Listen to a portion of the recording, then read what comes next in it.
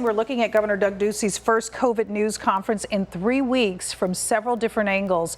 Part of his address focused on schools, but it was very brief. And a lot of people, including our teachers, expected a lot more from our governor today. Our Spencer Blake is on the story for us tonight. He joins us live.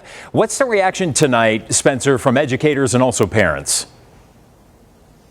Well, Brandon, some people I talked to before this press conference said they'd been hoping that the governor would lay out some stronger coronavirus mitigation strategies for schools. But now that they've heard the conference, some of them say it was just a little bit more of nothing. When it comes to schools, Governor Doug Ducey reiterated that he wants to keep them open as safely as possible. Kids have already missed out on far too much learning due to this pandemic.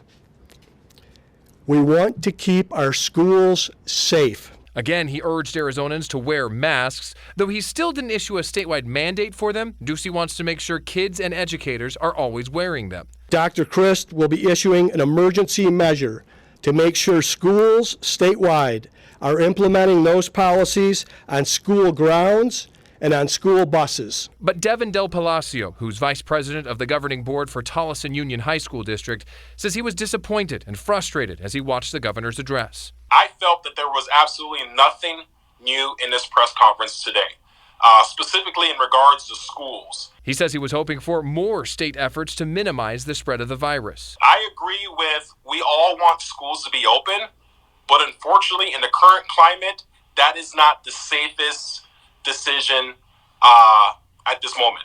Carrie Jones, a mother in Chandler, is fine with schools remaining open, but she wants to make sure kids who need a hybrid learning option aren't missing out either. I think they're doing what they can within the confines that they're given. I think Ducey needs to do a much better job listening to the constituents, listening to the board. As they wait for more guidance, Ducey says all Arizonans need to redouble their efforts to stop the spread. And Del Palacio and some other board members from different school districts are actually working together to put together their own formal response to the governor. They're planning on having a press conference of their own tomorrow. Live in Phoenix, Spencer Blake for Arizona's Family.